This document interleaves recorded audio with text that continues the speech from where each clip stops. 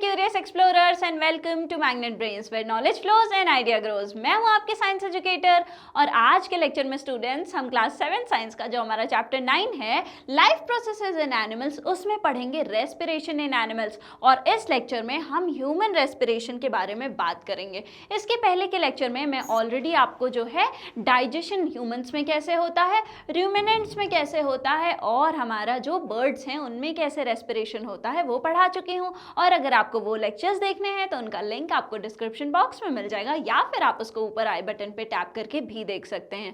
तो students, respiration मैंने आपको बताया था कि जब जो है हमारा फूड कॉम्प्लेक्स फॉर्म से जो है सिंपल फॉर्म में आ गया तो क्या बोला हमने उसको बोला कि अब जो हमारा फूड है वो डाइजेस्ट हो गया है डाइजेशन के प्रोसेस के थ्रू।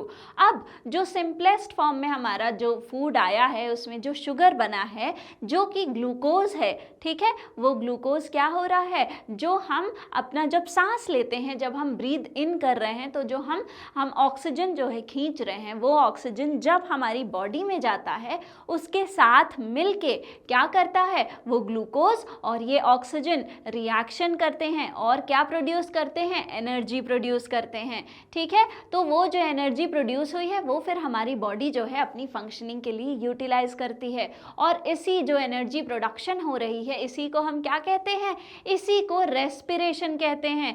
तो रेस्पिरेशन सिर्फ जो है हमारा सांस लेना, मतलब कि हम जो ऑक्सीजन इनहेल कर रहे हैं और कार्बन डाइऑक्साइड जो एक्सहेल कर रहे हैं, सिर्फ ये नहीं होता है, ये है हमारी ब्रीदिंग। ठीक है, ये क्या हो गया, ये ब्रीदिंग। जब हमने जो ऑक्सीजन लिया है उसका रिएक्शन हो रहा है किसके साथ, हमारे ग्लूकोज के साथ और उसके साथ एनर्जी और कार्बन डाइऑक्साइड प्रोड्यूस हो रही है और वो कार्बन डाइऑक्साइड फिर हम बाहर रिलीज कर रहे हैं। ये जो पूरी प्रोसेस है इसको हम कहते हैं प्रोसेस ऑफ रेस्पिरेशन। ठीक है, तो रेस्पिरेशन और ब्रीदिंग दोनों अलग अलग चीज़ें हैं और रेस्पिरेशन में क्या हो रहा है, रेस्पिरेशन में जो है हमारी एनर्जी जो है प्रोड्यूस हो रही है, जो हमने शुगर बनाया है, जो हमने ग्लूकोज बनाया है वो यूटिलाइज हो रही है। ठीक है, कैसे होती है, क्या होता है, कौन कौन से बॉडी पार्ट्स इन्वॉल्व हैं, आइए देखते हैं। तो respiration is the process of breaking down food to release energy. ठीक है, रेस्पिरेशन क्या है, रेस्पिरेशन में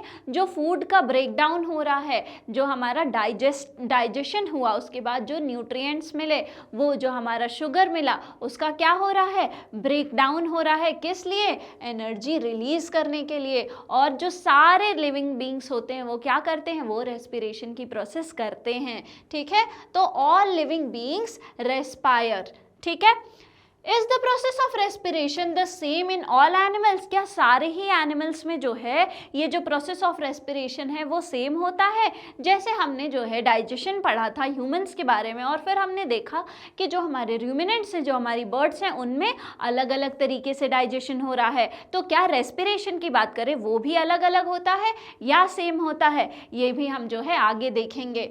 let us first understand the process of respiration in humans. आइए ह्यूमंस में रेस्पिरेशन कैसे होता है सबसे पहले ये समझते हैं और फिर देखेंगे कि बाकी एनिमल्स में जो है रेस्पिरेशन ह्यूमन जैसा ही होता है या फिर जो है अलग है प्रोसेस। ठीक है, तो respiration in humans, you know that we breathe in, inhale and we breathe out, exhale air continuously to obtain oxygen and release carbon dioxide। ये हम सबको पता होगा कि हम continuously जो है क्या करते हैं, हम inhale और exhale करते हैं, मतलब कि हम सांस जो है अंदर लेते हैं, ऑक्सीजन को जो है अंदर लेते हैं और फिर हम exhale करते हैं, सांस बाहर छोड़ते हैं, हम कार्बन डाइऑक्साइड को क्या करते हैं, बाहर जो है छोड़ते हैं। तो ये जो प्रोसेस है इनहेल और एक्सहेल करने का, ये तो हम जो है सब के सब करते हैं। How is this oxygen used in the body, ये जो ऑक्सीजन जो है, जो आपने जो है कंज्यूम करा, जो आपने ऑक्सीजन जो एनवायरनमेंट से खींचा, वो आखिर बॉडी में जो है वो कैसे यूज हो रहा है। Are breathing and respiration different, क्या ब्रीदिंग और रेस्पिरेशन अलग अलग होता है? ठीक है, आइए फाइंड आउट करते हैं, आइए देखते हैं। तो इससे पहले हम अगर देख रहे हैं हाउ डू वी ब्रीथ, तो मैं आपको एक चीज़ बताना चाहती हूँ कि जब गैसेस की बात करते हैं स्टूडेंट्स, तो गैसेस जहाँ पे, जैसे अगर ऑक्सीजन की बात करें, एग्जाम्पल लेकर समझते हैं, अगर ऑक्सीजन की बात करें तो अगर कहीं पे कोई ऐसी जगह जहाँ ऑक्सीजन ज़्यादा है और कोई एक ऐसी जगह जहाँ ऑक्सीजन कम है, तो ऑक्सीजन हमेशा ज़्यादा ऑक्सीजन वाली से कम ऑक्सीजन वाली जगह पर जाएगी। ठीक है, कहने का क्या मतलब है? कहने का ये मतलब है हाई कॉन्सेंट्रेशन से गैसेस लो कॉन्सेंट्रेशन की तरफ फ्लो करती हैं। ठीक है, अब अगर एनवायरनमेंट में जो है ज़्यादा ऑक्सीजन है और हमारे लंग्स में कम ऑक्सीजन है, तो हम क्या करेंगे? हम इनहेल करेंगे ऑक्सीजन को। और अगर जो है हमारी लंग्स में ज़्यादा कार्बन डाइऑक्साइड आ जाती है, तो हम क्या करते हैं? हम उसको एक्सहेल कर देते हैं, बाहर निकाल देते हैं। क्योंकि अगर लंग्स की कंपैरिजन में देखें तो बाहर क्या हो गई? कमी हो गई। लंग्स में ज़्यादा है तो वो क्या करेगा? वो बाहर जो है निकाल देगा। ठीक है, ये होती है गैसेस का फ्लो। आइए हम देखते हैं कि हाउ डू वी ब्रीथ, आखिर जो है हम सांस कैसे ले रहे हैं, हमारा जो ब्रीदिंग का प्रोसेस है वो कैसे हो रहा है। ठीक है, तो ब्रीदिंग क्या होती है? ये जो हम इनहेल और एक्सहेल कर रहे हैं, इसी को हम क्या कहते हैं? इसी को ब्रीदिंग कहते हैं। हमने इनहेल किया, हमने क्या किया? हमने सांस ली, हमने एनवायरनमेंट से जो है ऑक्सीजन को खींचा हमारे लंग्स में। ठीक है, हमने क्या किया? हमने जो है इनहेल किया, तो हमने जो है एनवायरनमेंट से ऑक्सीजन खींचा और वो कहाँ गया? वो हमारे लंग्स में आया। ठीक है, और एक्सहेल में क्या किया? एक्सहेल में हमने जो है सांस बाहर छोड़ी, तो हमने ये जो लंग्स में हमारा कार्बन डाइऑक्साइड था, इसको हमने क्या किया? इसको हमने बाहर जो है छोड़ दिया। अब ये यहाँ पे ऑक्सीजन है, कार्बन डाइऑक्साइड कैसे आ गया? ये सारी चीज़ें हम अभी आगे देखेंगे। The process of inhaling, breathing in oxygen-rich air and exhaling, breathing out carbon dioxide air is called हमारा breathing। ठीक है, तो जो inhaling और exhaling air का जो हमारा प्रोसेस है उसको क्या कहते हैं? इसी को कहते हैं breathing। तो breathing क्या हुआ? हमने ऑक्सीजन रिच एयर को जो है इनहेल किया और हमने कार्बन डाइऑक्साइड जो थी हमारी लंग्स में उसको क्या किया? बाहर निकाल दिया, एक्सहेल कर दिया। बस इसी इनहेलिंग और एक्सहेलिंग को क्या कहते हैं? इसको हम कहते हैं ब्रीदिंग। ठीक है, it is difficult to live without food for a week, without water for a day or two, but without breathing we usually can not survive more than a few minutes. ये बहुत ही difficult है पानी के बिना जो है, खाने के बिना कुछ दिनों तक रहना। लेकिन अगर जो है आप बात करें कि आप बिना सांस लिए कब तक रह सकते हैं, ये फ्यू मिनट्स भी जो है पॉसिबल नहीं हो पाता। कुछ मिनट बाद ही जो है हमारी जो बॉडी है वो दिक्कत में आ जाती है। ठीक है, Why is that? आखिर ऐसा क्यों है कि जो है आप हो सकता है खाना खाए बिना 2-4 दिन रह ले, पानी पिए बिना कुछ दिन रह ले, लेकिन आप सांस लिए बिना आखिर क्यों नहीं रह पाते हैं? आइए देखते हैं। All of us are alive because we breathe, not just human, plants and other animals also breathe। ठीक है, हम क्यों ऐसे हैं? क्योंकि हम जो भी सारे एनिमल्स, चाहे प्लांट्स हैं, जो भी लिविंग बीइंग हैं, वो क्या कर रहे हैं? वो जो है ब्रीथ कर रहे हैं। ठीक है, हर कोई जो है ये जो प्रोसेस है ब्रीदिंग की, हर कोई करता ही है अपने अपने तरीके से। ठीक है, बिना जो ब्रीदिंग है इसके कोई भी जो है अलाइव नहीं है। ठीक है, हर कोई अलाइव है क्योंकि हम जो है ब्रीथ कर रहे हैं, हम जो है सांस ले रहे हैं। तो आखिर ह्यूमंस जो है वो ये प्रोसेस को कैसे करते हैं? But how do we breathe, आखिर हम ये कर कैसे रहे हैं? आइए जो है पता लगाते हैं। Just as food follows a specific pathway in the digestive system, our body also have a specific system for respiration। ठीक है, ब्रीदिंग और रेस्पिरेशन के लिए हमारी बॉडी में जो है एक स्पेसिफिक सिस्टम है जिसको हम कहते हैं रेस्पिरेटरी सिस्टम। जैसे आपने देखा डाइजेशन ऑफ फूड के लिए एक पूरा सिस्टम बना हुआ है ह्यूमन बीइंग्स में, जिसको हमने कहा कि वो क्या है? डाइजेस्टिव सिस्टम है। वैसे ही ये जो हमारी ब्रीदिंग का प्रोसेस है, रेस्पिरेशन का प्रोसेस है, इसके लिए भी हमारी बॉडी में एक सिस्टम बना हुआ है जिसको हम कहते हैं रेस्पिरेटरी सिस्टम। अभी हम उसी के बारे में पढ़ने वाले हैं।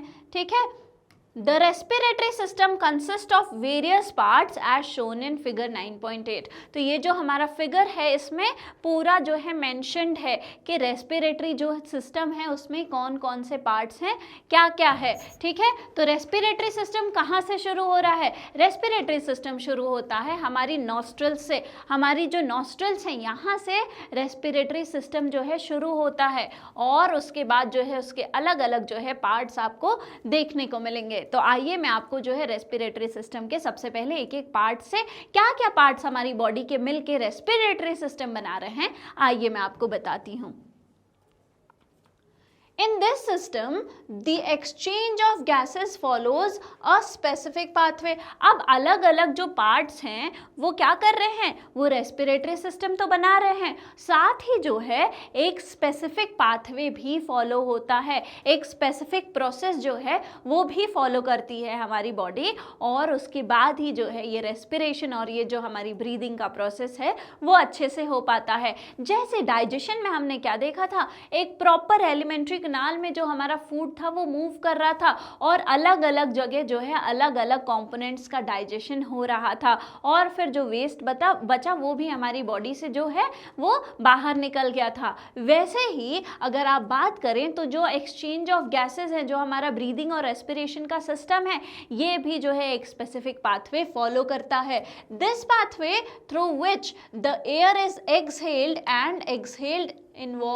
inhaled and exhaled involves various parts of the respiratory system assisting the process of breathing and respiration। और ये जो पाथवे है जिसमें एयर इनहेल हो रही है और हमारा जो एयर है वो एक्सहेल हो रही है, हमारे ऑक्सीजन इनहेल हो रही है और हमारा जो कार्बन डाइऑक्साइड है वो क्या हो रहा है, वो एक्सहेल हो रहा है। ये भी अलग अलग जो है पार्ट्स इन्वॉल्व होते हैं इसको करने में हमारे रेस्पिरेटरी सिस्टम के। ऑलराइट, तो the respiratory system begins with a pair of nasal openings called nostrils। और ये जो हमारा रेस्पिरेटरी सिस्टम है ये कहाँ से शुरू हो रहा है? ये जो हमारी नेजल ओपनिंग है, जो हमारे नॉस्ट्रल्स है, यहाँ से शुरू होता है। ठीक है, तो कहाँ से शुरू हुआ? जैसे हमारा डाइजेस्टिव सिस्टम जो था वो हमारे माउथ से शुरू हो रहा था, वैसे ही ये जो हमारा रेस्पिरेटरी सिस्टम है वो हमारी नेजल ओपनिंग, हमारी नॉस्ट्रल्स से शुरू होता है।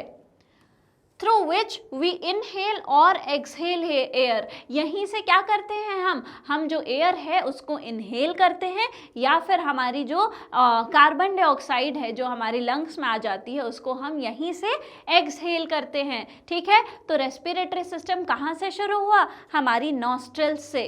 ठीक है, कहाँ से शुरू हुआ? नॉस्ट्रल्स से। अब इसके आगे आइए बढ़ते हैं।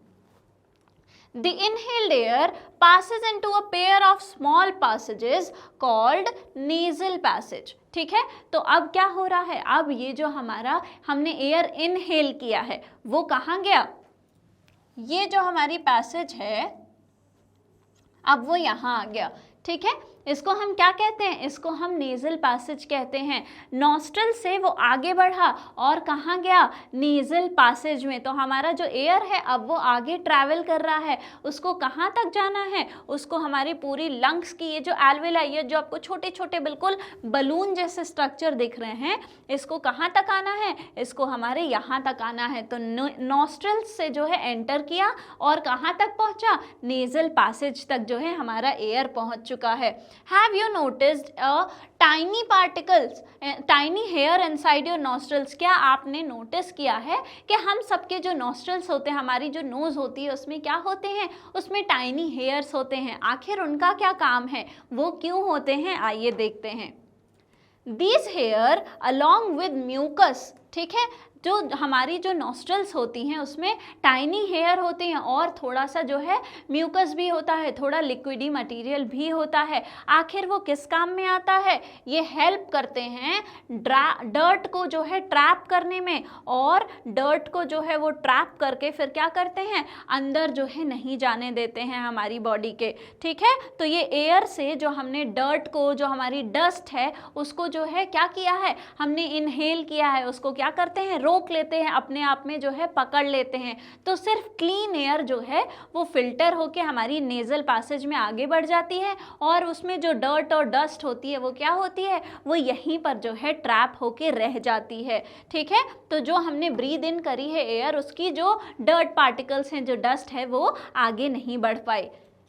This is why we should breathe through nose and not through mouth. और इसीलिए जो है हमको कहाँ से सांस लेना चाहिए, नाक से जो है सांस लेना चाहिए, ना कि जो है हमारे माउथ से। ठीक है, क्योंकि माउथ में ऐसा कुछ है नहीं, कोई म्यूकस और हेयर तो प्रेजेंट है नहीं कि हमारा जो डर्ट पार्टिकल्स आ रहे हैं उसको ट्रैप कर लें। अगर डर्ट पार्टिकल्स को ट्रैप नहीं करेंगे तो वो क्या होगा, वो फिर हमारे रेस्पिरेटरी सिस्टम में आगे जाएगा और अंदर जाके जो है डर्ट जो है धीरे धीरे फिल होने लगेगी, उसकी वजह से प्रॉब्लम आने लगेगी। तो इसलिए हमको कहाँ से सांस लेना चाहिए, नोज से सांस लेना चाहिए, हमारे नॉस्ट्रल से सांस लेना चाहिए, ना कि जो है हमको माउथ से सांस लेना चाहिए। ऑलराइट, तो हमारी जो एयर है वो कहाँ से एंटर की, नॉस्ट्रल से एंटर की, और नॉस्ट्रल से एंटर करने के बाद जो है वो कहाँ पहुँची है, वो नेज़ल पैसेज में पहुँची है।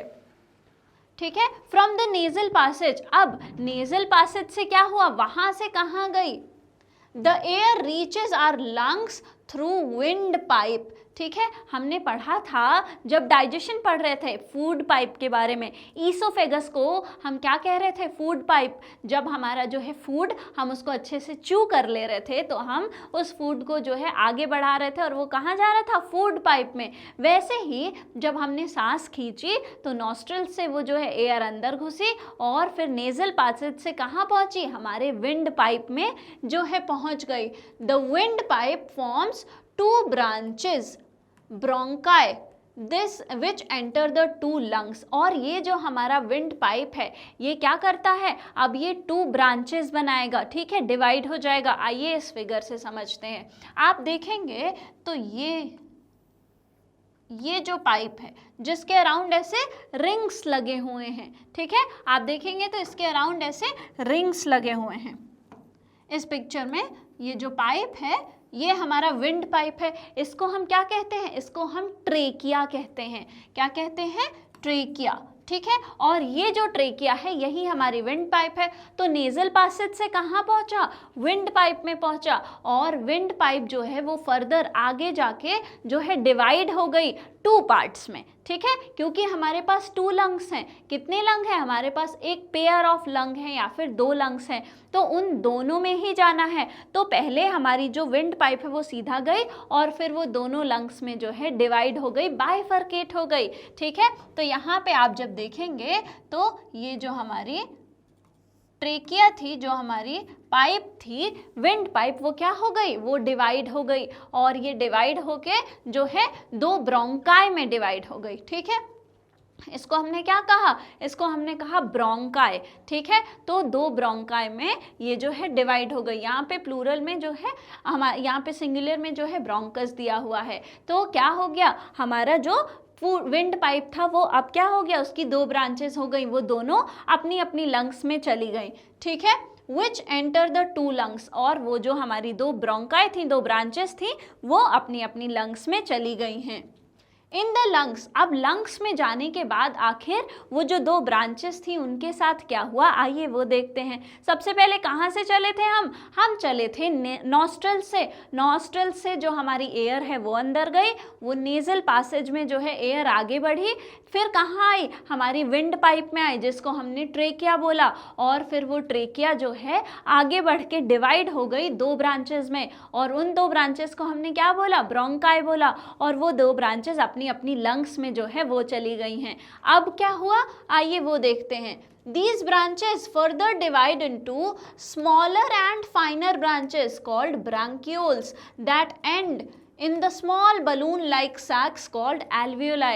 अब यहाँ पर क्या हुआ, हम कहाँ तक पहुँचे थे, हम पहुँचे थे दो ब्रांचेस तक जो कि लंग्स में आ गई थी। अब लंग्स में जाने के बाद ये जो ब्रांचेस हैं आप देखेंगे तो ये जो ब्रांच है, जो एक बड़ी ब्रांच है ये क्या हो गई है, ये आप देखिए छोटे छोटे ब्रांचेस में डिवाइड हो गई है, छोटे छोटे ब्रांचेस में फर्दर जो है डिवाइड हो गई है, और वो जो ब्रांचेस हैं वो भी फर्दर डिवाइड हो गई हैं।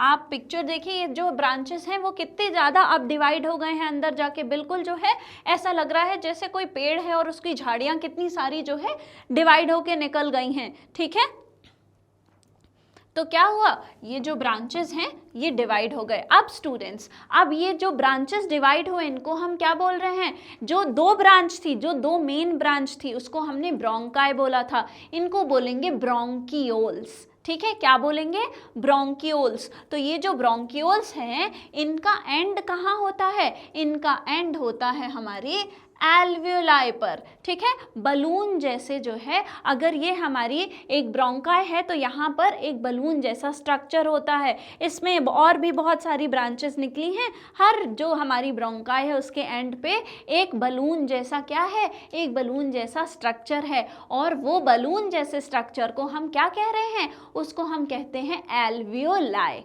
ठीक है, कहाँ तक हम पहुँच गए, हम अपनी लंग्स के बिल्कुल अंदर आ गए, एल्वियोलाई तक आ गए। ठीक है, आ गई बात समझ में, कहाँ तक आ गए, हम एल्वियोलाई तक आ गए। तो ये जो प्रोसेस है ये पूरा वो प्रोसेस है, ये पूरा वो रास्ता है, पूरा वो पैसेज है जिससे हमारी एयर जो है ट्रैवल करती है। ठीक है, तो ऑक्सीजन हमने खींचा कहाँ से, एनवायरनमेंट से, वो हमारी नॉस्ट्रल्स से होते हुए नेजल पैसेज में आई, नेजल पैसेज से होते हुए विंड पाइप जिसको ट्रेकिया बोलते हैं उसमें आई, फिर वो विंड पाइप दो पार्ट में डिवाइड होके दोनों लंग्स में चली गई जिसको हमने क्या बोला, ब्रोंकाई बोला। दोनों लंग्स में जाने के बाद हमारी ब्रोंकाई छोटे छोटे ब्रांचेस में डिवाइड हो गई, उसको हमने क्या बोला, उसको हमने ब्रोंकियोल्स बोला। और वो जो ब्रोंकियोल्स थी उन सारी ब्रोंकियोल्स की एंड पे क्या मिला हमको मिला एक बलून सैक लाइक स्ट्रक्चर जिसको हमने बोला कि वो हमारी एल्वियोलाई हैं। ठीक है, अब यहाँ तक हमने जो है देख लिया कि पूरा जो रास्ता है हमारे ऑक्सीजन को, हमारी जो गैस है उसको क्या रास्ता तय करना होता है ये हमने देख लिया।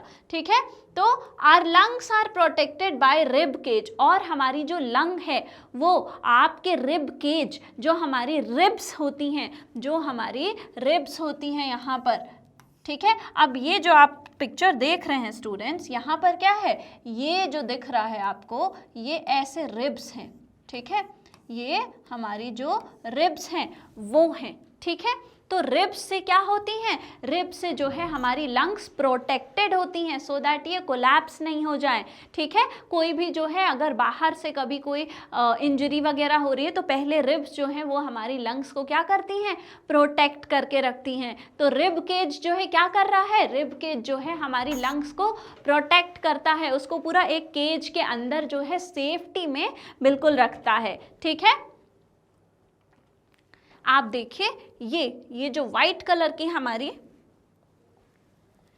ये जो हमारी वाइट कलर की सारी बोन्स दिख रही हैं ये क्या हैं, ये ही रिब्स हैं। तो ये इधर भी होती हैं और इधर भी होती हैं, आपको अपनी बॉडी में फील भी होती हैं रिब्स। ठीक है, और ये जो रिब्स हैं ये क्या हैं, ये ही रिब्स जो है प्रोटेक्ट करके रखती हैं हमारे दोनों लंग्स को, हमारे हार्ट को। ठीक है, और यहीं पे यहाँ बीच में क्या होता है, यहीं पे यहाँ बीच में जो है हमारा हार्ट भी प्रेजेंट होता है। ये देखिए आप, यहाँ पे हार्ट भी प्रेजेंट है, थोड़ा सा लेफ्ट साइड को हमारा हार्ट टिल्टेड होता है। तो ये जो हमारा हार्ट है ये भी प्रोटेक्टेड होता है किससे, रिब केज से। तो रिब केज क्या काम करती है, जो हमारी रिब्स हैं वो क्या काम कर रही हैं, हमारी जो रिब्स हैं वो प्रोटेक्ट कर रही हैं हमारे किसको, लंग्स को और हमारे हार्ट को, क्योंकि वो बहुत इंपॉर्टेंट ऑर्गन्स हैं। ठीक है, तो क्या क्या पढ़ा हमने, पूरा रास्ता क्या देखा, कैसे जो हमारी एयर है वो बाहर से कहाँ तक ट्रैवल कर रही है,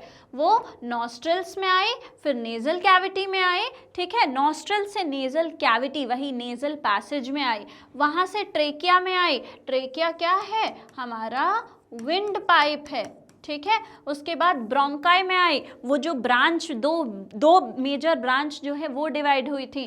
ब्रोंकाई फिर ब्रोंकियोल्स में चेंज हुआ और वो लंग्स में गया। लंग्स में मतलब अंदर चला गया। जो हमारी ये जो दो ब्रांचेस थी वो इन दोनों लंग्स में जो है वहाँ चली गई और लंग्स में क्या कहाँ तक पहुँच गई? लंग्स में जो है लास्ट में एल्वियोलाई तक पहुँच गई, जो कि एयर सैक्स हैं, जहाँ पे यहीं पे हम देखेंगे कि जो है ऑक्सीजन जो हमने खींचा है वो हमारी बॉडी तक आया और उसने बॉडी में फिर जो है वो आगे चला गया, आगे जो है एक्सचेंज हो गया और कार्बन डाइऑक्साइड हमारी बॉडी से जो यूज़ करने के बाद बचा कार्बन डाइऑक्साइड था वो क्या हुआ? वो हमने वापस से लंग्स में लिया और फिर हमने उसको ब्रीद आउट कर दिया, हमने एक्सहेल कर दिया। ये कैसे होता है ये भी मैं बताऊंगी। अभी हमने पूरा पैसेज जो है वो देख लिया कि कैसे जो है एयर हमारी बॉडी में किस रास्ते से जो है जा रही है, ऑक्सीजन कहाँ से जो है ट्रैवल करता है।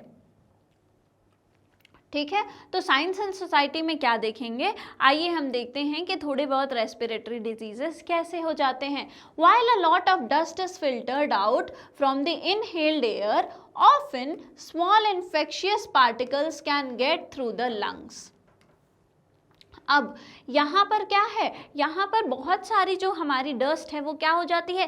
फिल्टर हो जाती है। लेकिन कभी कभी ऐसा होता है कि कभी कभी बहुत सारे ऐसे इन्फेक्शियस पार्टिकल्स होते हैं वो लंग्स तक क्या है पहुँच ही जाते हैं। जैसे जब कोविड आया था तो कोविड-19 जब पैंडमिक आया था तो उस टाइम पे क्या हो रहा था? उस टाइम पे जो SARS-CoV-2 वायरस था वो अफेक्ट कर रहा था किसको? हमारे रेस्पिरेटरी सिस्टम को। जो हमारा कोविड-19 वाला वायरस था वो क्या कर रहा था?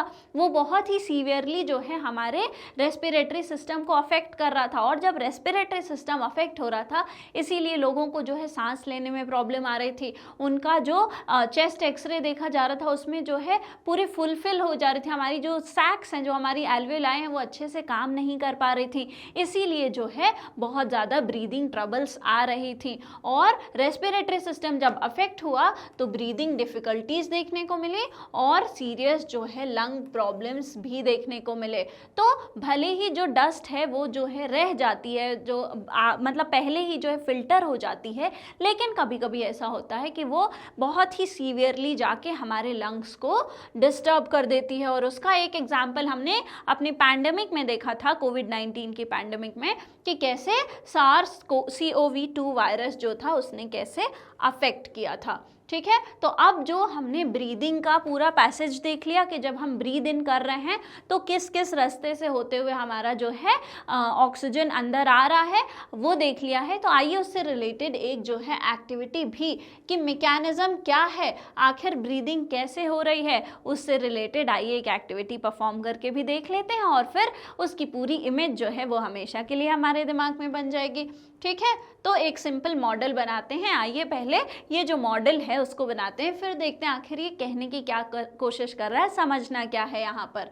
तो take a wide transparent plastic bottle with a lid and remove its bottom. तो हमको क्या लेना है? एक जो है चौड़ी कोई बॉटल लेनी है, किसकी? वाइड जो है ट्रांसपेरेंट, ऐसे जो जिसमें जो है हमको आर पार दिखे ऐसी क्लीन बॉटल लेनी है और उसका जो है लिड भी होना चाहिए। ठीक है, और उसकी जो बॉटम है, उसका जो नीचे का हिस्सा है उसको हमको क्या करना है? उसको हमको हटा देना है, नीचे से जो है उसको बिल्कुल खाली कर देना है। Make a hole in the lid of the bottle. अब जो लिड है हमारी बॉटल की, जो हमारी कैप है बॉटल की, उसमें जो है एक होल कर दीजिए आप। Take a Y shaped hollow tube as shown in figure, fix 2 deflated balloons to the forked end of the tube. ठीक है, तो यहाँ पे हमको क्या करना है? एक वाई शेप का, एक ये जो आप वाई शेप, ये जो इन्वर्टेड वाई शेप का आप देख रहे हैं क्या स्ट्रॉ, वो आपको लेना है। एक जो है ट्यूब लेना है हमको वाई शेप का। ठीक है, और इसको हमको अपना जो कैप है उसमें जो है क्या करना है? फिक्स कर देना है। और 2 इनफ्लेटेड बलून, डिफ्लेटेड बलून, ठीक है, हमको जो है 2 डिफ्लेटेड बलून, ऐसे बलून जिनमें हवा ना हो, वो बिल्कुल अच्छे से ये जो वाई शेप्ड हमारी जो ट्यूब है, जो स्ट्रॉ है, उसमें क्या करना है, उसमें लगा देना है। और जब ये वाई शेप्ड स्ट्रॉ में आप अच्छे से लगा देंगे तो मेक श्योर करना है कि जो ये है बिल्कुल अच्छे से टाइटली जो है वो टाइड है हमारे किस पे, हमारे वाई शेप्ड स्ट्रॉ पे। अब जब देख लिया है हमने कि बहुत ही टाइटली जो है हमने बलून को सिक्योर कर दिया है, तो देखते हैं आगे अब क्या करना है। Insert the straight end of the tube tightly through the lid from the open base of the bottle and seal the lid with clay to make air tight। तो ऑलरेडी मैंने आपको बताया कि ये जो हमारी ट्यूब है उसको हमको किस में सेट कर देना है, हमारी जो लिड है बॉटल की उसमें। और उसके बाद जैसे ही आपने उसको ऐसे सेट किया जैसे इस पिक्चर में दिख रहा है, उसको आपको क्ले लगा देना है ताकि जो है कहीं से भी एयर लीक नहीं कर पाए और ये जो सिस्टम हमने बनाया है वो क्या हो जाए, बिल्कुल एयर टाइट हो जाए। To the open base of the bottle attach a thin rubber sheet tightly using a large rubber band। अब जो नीचे का हमने बेस लिया था वो क्या लिया था, वो तो हमने ओपन कर दिया था, अपनी जो बॉटल है उसका बेस तो हटा दिया था। तो क्या करना है, यहाँ पे आपको एक थिन रबर की शीट लगा देनी है और उसको एक रबर बैंड से बिल्कुल टाइटली सिक्योर कर देना है। ठीक है, तो हमने नीचे क्या किया, एक थिन रबर की शीट लगा दी है। तो बेसिकली आपको इमेजिन क्या करना है कि ऊपर का ये जो पार्ट है उसमें एक वाई शेप्ड की जो है वो स्ट्रॉ लगी है, उसमें 2 बलून लगी है, ठीक है, और नीचे जो है एक जो है थिन रबर शीट लगी है और ये बस एक ग्लास में रखा हुआ है। अब क्या करना है आइए देखते हैं। Pull the rubber sheet from the center of the base downwards and watch the balloons. What do you observe? अब क्या करना है हमको, अब हम ये जो रबर शीट हमने ये जो लगाई थी इसको हमको क्या करना है, पकड़ के पुल करना है, हमको नीचे की तरफ जो है उसको धीरे से खींचना है। ठीक है, तो जब आपने पुल किया तो आखिर आप क्या ऑब्जर्व कर रहे हैं ये बताइए। Now release the rubber sheet upwards and observe the balloons. और अब जो आपने पुल किया था, ये जो रबर शीट आपने पुल करी थी, अब इसको जो है ऊपर को जो है छोड़ दीजिए और अब आप क्या करते हैं, क्या देख रहे हैं, अब बलून्स में जो है क्या चेंज आया है ये बताइए। ठीक है, what change do you see in the balloons. तो बलून्स में अब क्या चेंज आया है ये बताइए। तो क्या क्या चेंज आया, जब आपने पुल किया, when you pull the rubber sheet downwards the balloon inflate. ठीक है, आप जो आपने क्या किया, जब आपने बलून को खींचा, ठीक है, जब आपने बलून को क्या करा, नीचे खींचा, तो आपने देखा कि ये जो हमारे 2 बलून्स हैं, जब आपने इस रबर शीट को नीचे खींचा आपने देखा ये जो 2 बलून्स हैं वो इनफ्लेट हो रहा है, मतलब उनमें हवा भर रही है। नीचे आया जब ये, तो क्या हो रहा है, ये इसमें जो है हवा भर रही है। ठीक है, इसका क्या मतलब है, क्या समझाना चाह रहे हैं ये मैं अभी आपको समझाऊंगी। बस अभी आपको अपने दिमाग में इस तरीके की इमेजिनेशन बनानी है कि इस सेटअप में ऑफ कोर्स जब आप जो है खींचेंगे नीचे को तो क्या होगा, ये जो 2 बलून्स हैं वो क्या होंगे, उनमें हवा भरने लगेगी, ये बलून्स जो है वो फूलने लगेंगे।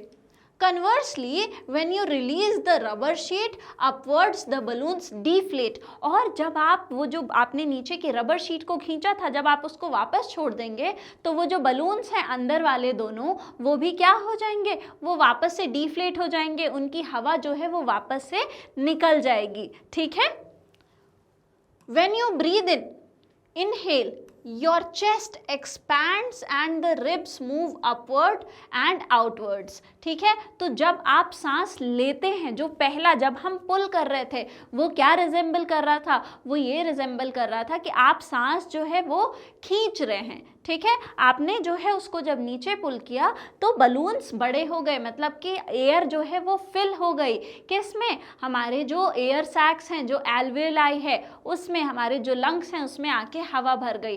तो स्टूडेंट्स क्या दिखा रहा है यहाँ पे ये समझना है कि जब आप जो है ब्रीथ इन कर रहे हैं, जब आप जो है एयर अंदर खींच रहे हैं, ठीक है, आपने क्या किया, आपने इनहेल किया, पूरा पैसेज मैंने आपको बता दिया है। जब आपने इनहेल किया तो क्या हुई, एयर जो है वो अंदर आई। तो आप जब सांस खींचते हैं बिल्कुल ऐसे आपने सांस खींचा तो आप देखेंगे आपका जो चेस्ट है वो बाहर को आता है और आपका जो रिब्स हैं वो ऊपर को मूव करती हैं, क्योंकि ये जो हमारी रिब केज है इसको क्या, अब जब इसमें हवा भर रही है, जब हमारे जो लंग्स हैं उनमें क्या हो रही है, हवा भर रही है, तो अब हवा भरने के बाद वो बड़े होंगे तो उनको और ज़्यादा जगह चाहिए होगी। तो जब आप सांस खींचते हैं तो क्या हुआ, आप चलिए सांस खींचे, तो क्या हुआ कि सांस जब आप खींच रहे हैं तो आपकी जो रिब्स हैं वो ऊपर को आ रही हैं, आपका जो चेस्ट है वो बाहर को एक्सपैंड हो रहा है। ठीक है, आ गई बात समझ में। तो जब आपने इनहेल किया तो चेस्ट जो है वो क्या हुआ, वो थोड़ा एक्सपैंड हुआ, हमारी जो रिब्स हैं वो थोड़ी ऊपर हो गई। ठीक है, तो ऐसे जोर से इनहेल करेंगे तो आपको पता चलेगी। The diaphragm, a dome-shaped muscle below the lungs, move downwards during inhalation। ठीक है, अब क्या हो रहा है, एक नया वर्ड यहाँ पे आया, डायाफ्राम। अब ये क्या है, तो स्टूडेंट्स आप ये पिक्चर देखिए जो 9.10 है, ये जो आपको डायाफ्राम दिख रही है, ये क्या है, ये जो डोम शेप्ड ये दिख रहा है ये। ठीक है, ये जो नीचे का पार्ट है ये क्या है, ये ही जो है हमारा डायाफ्राम है।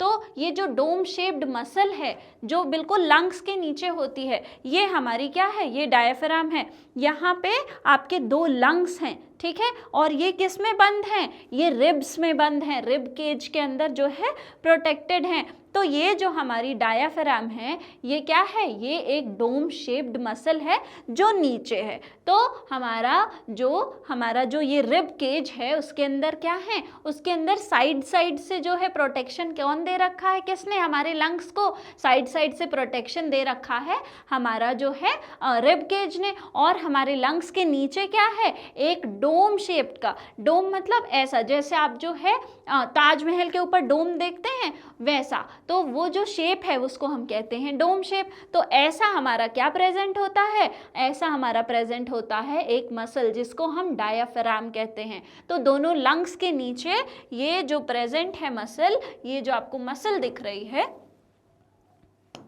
ये जो आपको दिख रही है ये क्या है, ये हमारी डायाफ्राम है। ठीक है, तो नॉर्मली डायाफ्राम कैसे रहती है, नॉर्मली जब आप जो है रिलैक्स्ड हैं बिल्कुल तो डायाफ्राम ऐसे डोम शेप्ड रहती है। ठीक है, अब यहाँ पे क्या हो रहा है, आपने सांस ली तो क्या हुआ, हमारा जो लंग है वो एक्सपैंड कर रहा है, तो ये जो डायाफ्राम है वो कॉन्ट्रैक्ट होके ऐसा हो जाता है। ठीक है, तो डायाफ्राम जो पहले ऐसा था, नॉर्मली आपको जो है कंफ्यूज नहीं होना है कॉन्ट्रैक्शन में। ठीक है, तो डायाफ्राम जो है वो नॉर्मल रिलैक्स्ड पोजीशन में कैसे, ऐसे रहता है। ठीक है, नॉर्मली हमारा जो डायाफ्राम अभी रिलैक्स्ड है। ठीक है, आपने एक्सहेल किया हुआ है, अब क्या हो रहा है, आप इनहेल कर रहे हैं, आप इनहेल करेंगे तो आपका चेस्ट जो है बाहर आएगा, आपका रिब जो है वो ऊपर जाएगा। और अगर रिब्स ऊपर जा रहे हैं तो क्यों जा रहे हैं, क्योंकि हमारा जो डायाफ्राम है वो क्या हो रहा है, वो ऐसा कॉन्ट्रैक्ट हो रहा है, अपना जो पहले ऐसे रिलैक्स्ड पोजीशन में था अब वो भी कॉन्ट्रैक्ट हो रहा है। इसकी वजह से जो है हमारे लंग्स को और जगह मिलती है, हमारा जो रिब है वो ऊपर जाता है, हमारी जो चेस्ट है वो एक्सपैंड करती है। ठीक है, तो जब हम इनहेल करते हैं तो डायाफ्राम क्या होता है, डायाफ्राम कॉन्ट्रैक्ट होता है। ठीक है, पहले जो डायाफ्राम ऐसा था अब वो डायाफ्राम ऐसा हो जाएगा। वो जो है पहले जो डायाफ्राम आप देखेंगे जब आप इनहेल कर रहे हैं, पहले डायाफ्राम देखो कैसे कर्वी है, कैसा डोम शेप्ड का है, लेकिन जब आपने इनहेल किया तो डायाफ्राम जो है कॉन्ट्रैक्ट हो गया। ठीक है, और जब कॉन्ट्रैक्ट हुआ, पहले जो है अब कॉन्ट्रैक्शन देख लिया हमने, अब एक और वर्ड आएगा कि डाउनवर्ड आता है। पहले डायाफ्राम ऐसा था, अब क्या हुआ, अब जो है हमको लंग्स को जगह देनी है तो डायाफ्राम नीचे आ जाएगा। ठीक है, पहले ऐसा था अब ये ऐसा हो जाएगा। तो जो पहले ऊपर पार्ट था अब वो कॉन्ट्रैक्ट होकर नीचे आ गया। ऑलराइट, आ गई बात समझ में। आई होप आपको थोड़ा विजुअली जो है चीज़ें समझ आ रही होंगी कि पहले जो डायाफ्राम जो कि हमारा एक मसल है जो हमारे लंग्स के बिल्कुल बराबर नीचे में पाया जाता है, तो जब हमारी लंग्स रिलैक्स्ड है, जब वो इनहेल नहीं कर रही है, अब हमने क्या किया, इनहेल किया, हमने सांस ली तो क्या हुआ, हमारा चेस्ट एक्सपैंड हुआ, हमारी रिब्स ऊपर गई और हमारा जो डायाफ्राम जो पहले ऐसा था वो कॉन्ट्रैक्ट होके नीचे आ गया। तो कॉन्ट्रैक्शन और डाउन आना, ठीक है, ये क्या हो रहा है, हमारे डायाफ्राम का किस में दिख रहा है, इनहेलेशन में। ठीक है, तो क्या है यहाँ पर, जब आप ब्रीद इन कर रहे हैं, इनहेल कर रहे हैं, तो आपका जो चेस्ट है वो एक्सपैंड हो रहा है और जो रिब्स हैं वो ऊपर जा रही हैं। हमारा जब हमने इनहेल किया हमारा चेस्ट एक्सपैंड हुआ, हमारी रिब्स ऊपर गई और जो है आउटवर्ड्स को आई, और जो हमारा डायफ्राम है, ठीक है, हमारा जो डायफ्राम है जो कि एक डोम शेप्ड मसल है हमारे लंग्स के नीचे, वो डाउनवर्ड गया इनहेलेशन के टाइम पे, ठीक है, वो कहाँ गया, डाउनवर्ड गया और उसका कॉन्ट्रैक्शन हुआ। आ गई बात समझ में। This increases the space inside the chest, और इसकी वजह से क्या हुआ, जब आपने इनहेल किया तो आपकी जो एल्वेलाई है उसमें ऑक्सीजन भरेगा, तो वो जो बलून है, वो जो सैक है एयर वाला, उसको जो है जगह चाहिए होगी, उसमें ऑक्सीजन भरेगा तो वो भी तो फूलेगा, तो उसको जगह चाहिए होगी। इसकी वजह से जो है हमारा जो लंग्स है उसको ज़्यादा जगह मिलती है, हमारी रिब्स ऊपर चली गई, चेस्ट एक्सपैंड हुआ और हमारा जो डायफ्राम है वो भी नीचे आ गया, तो ज़्यादा जो है रिब केज के अंदर क्या होती है, जगह बन जाती है। इसलिए हमारे चेस्ट, हमारा जो लंग है उसको क्या मिलती है, ज़्यादा से ज़्यादा जगह मिल जाती है, ठीक है, और एयर जो है अपनी जो है अंदर आ जाता है, हमारी एल्वेलाई क्या होती है, उसमें जो है ऑक्सीजन भर जाती है। When you breathe out, और जब आप जो है सांस छोड़ रहे हैं, ठीक है, अभी तक तो क्या था, अभी तक हमने जो है इनहेल किया था, सांस अंदर खींची थी, ठीक है, अब हमने सांस खींच ली तो अब एक्सहेल भी करना है। अब जब आप एक्सहेल कर रहे हैं तब क्या हो रहा है, आइए वो देखते हैं। The ribs move down and inwards, और अब जो आपकी रिब्स हैं जो पहले ऊपर आई थी, आउटवर्ड्स आई थी, अब वो क्या हो रही हैं, अब वो नीचे चली जाएंगी। आपने सांस खींची, ऊपर आई, ठीक है, बाहर को आई, आपका चेस्ट एक्सपैंड हुआ, अब क्या कर रहे हैं, अब हम सांस छोड़ेंगे, तो क्या हुई, हमारी जो रिब्स थी वो कहाँ चली गई, वो वापस से जो है नीचे चली गई, ठीक है, वो वापस से कहाँ चली गई, इनवर्ड्स चली गई और डाउन आ गई, ठीक है। And the diaphragm moves upwards, और जो हमारा डायफ्राम था जो ऐसा नीचे आ गया था, कॉन्ट्रैक्ट होके ज़्यादा से ज़्यादा जगह दे रहा था, अब वो क्या होगा, अब वो वापस ऐसे डोम शेप का बन जाएगा, ठीक है। तो जो चीज़ पहले ऐसे थी अब जब वो ऐसे होगी तो क्या होगा, वो अपवर्ड मूव करेगी, है ना। यहाँ पर अगर ये फिक्स्ड है, ये क्या हुई, कॉन्ट्रैक्ट हुई तो थोड़ा नीचे आई, जगह बन गई। अब क्या हुआ, अब जब वापस एक्सहेल कर रहे हैं, हवा बाहर निकल गई हमारी एल्वेलाई की, एल्वेलाई खाली हो गई तो अब उसको कम जगह चाहिए, तो उसमें क्या होगा, हमारा जो वापस से ये डोम शेप में आ जाएगा, वापस से जो है अपवर्ड मूवमेंट होगा इसका, ठीक है।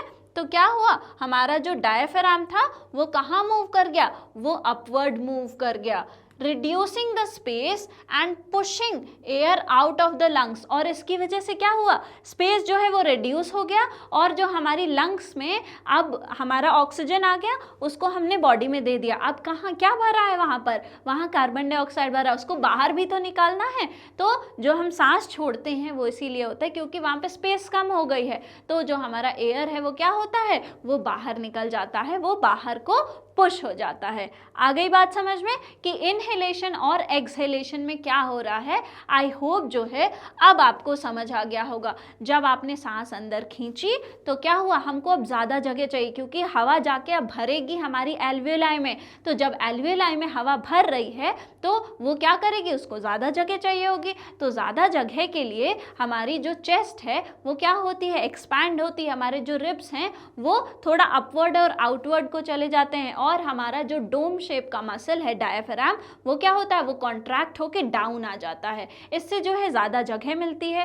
फिर हमको एक्सहेल करना है, वो एयर जो है बाहर भी निकालनी है, तो एक्सहेल करने के लिए क्या होता है, जब आप एक्सहेल करते हैं तो हमारी रिब्स वापस से जो है नीचे चली जाती हैं, हमारा जो कॉन्ट्रैक्शन हुआ था किसका, डायफ्राम का, वो वापस से जो है नॉर्मल हो जाता है, तो डायफ्राम अपवर्ड आ जाता है, इसकी वजह से स्पेस कम होती है और जो हम है एक्सहेल कर देते हैं, जो लंग्स में एयर बची है वो हम क्या करते हैं, बाहर निकाल देते हैं। ठीक है, तो ये हो गया मैकेनिज्म किसका, इनहेल का और एक्सहेल का, आखिर चीजें हो कैसे रही हैं। तो what do balloons in the model हमारा मेंशन्ड रिप्रेजेंट, तो आपने जो अभी मॉडल बनाया था उसमें आखिर बलून्स क्या दिखा रहे थे, किस चीज़ को रिप्रेजेंट कर रहे थे बलून्स, तो स्टूडेंट्स बलून्स रिप्रेजेंट कर रहे थे हमारी लंग्स को।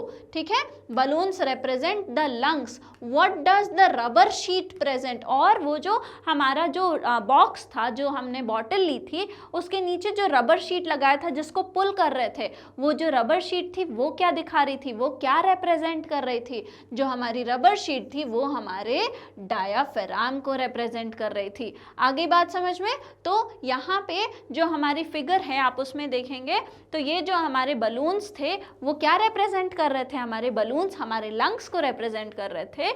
और जब आपने इनहेल किया तो ज़्यादा इसको खींचा तो क्या हुई? जगह बनी और वहाँ पे एयर जो है वो फिल हुई हमारे लंग्स में, और जब आपने छोड़ा तो जगह कम हुई और जो हमारा है एयर वो पुश हो गया, वो बाहर निकल गया। तो ये जो थिन रबर की शीट आपने लगाई थी वो क्या लग रही थी, वो क्या रिप्रेजेंट कर रही है? वो रिप्रेजेंट कर रही है हमारे डायाफ्राम को। ठीक है, आइए आगे बढ़ते हैं।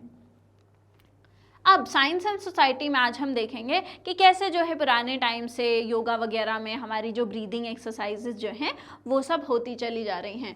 तो breathing exercises have been practised across different cultures in India and worldwide for centuries. तो ब्रीदिंग एक्सरसाइज जो है वो वर्ल्ड वाइड जो है बहुत ही सालों से, इंडिया में जो है बहुत ही सेंचुरीज से जो है प्रैक्टिस होती चली आ रही हैं।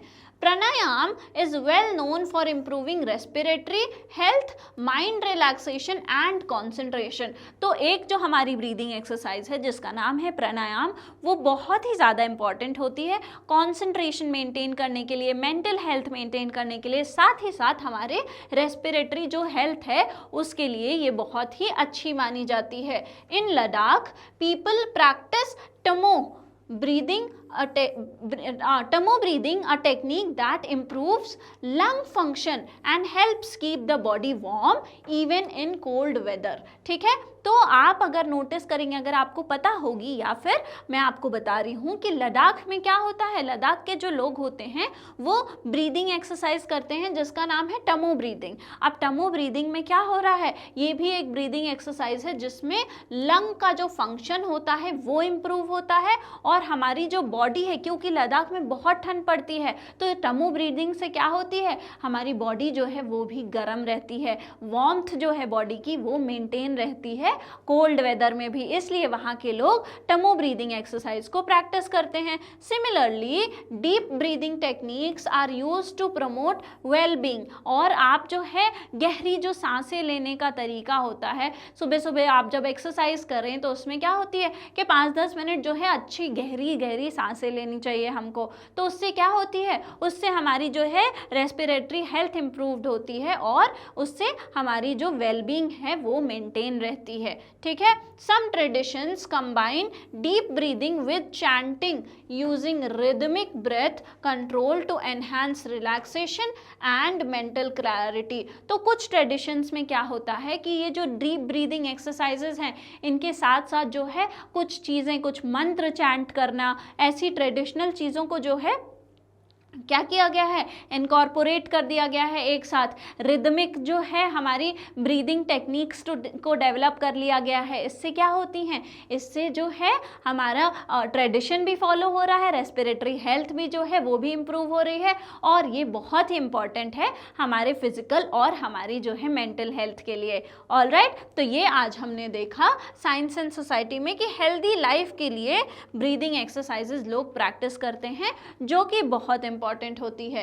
अब हम जो है what do we breathe out, आखिर जो हम एक्सहेल कर रहे हैं चीज़, आखिर वो क्या है। हमने अभी तक देखा कि हम इनहेल कर रहे थे बाहर से जो ऑक्सीजन, हम कह रहे हैं कि हम बाहर से जो है इनहेल कर रहे हैं ऑक्सीजन, तो आखिर हम ब्रीद आउट क्या कर रहे हैं। आइए उसको एक एक्सपेरिमेंट करके देखते हैं कि आप कौन सी गैस है जो आप एक्सहेल करते हैं, आइए पता लगाते हैं। ठीक है, तो ये एक्टिविटी जो है ये आपको बहुत ही, अगर आप कर रहे हैं तो बहुत ही केयरफुली करनी है क्योंकि इसमें हम स्ट्रॉ यूज़ करेंगे, अपना माउथ यूज़ करेंगे, तो बिल्कुल भी जो है आपको वो जो वाटर हम यूज़ कर रहे हैं लाइम वाटर उसको एनगल्फ नहीं करना है। इसलिए ये ज़्यादा बेटर होगा कि अगर ये टीचर जो है वो डेमॉन्स्ट्रेट करें। ठीक है, take an equal amount of freshly prepared lime water in 2 test tubes. तो अब आपको क्या करना है, आपको 2 टेस्ट ट्यूब्स लेनी है, ए और बी, और उसमें जो है दोनों में बिल्कुल सेम अमाउंट ऑफ क्या डालना है, लाइम वाटर डालना है।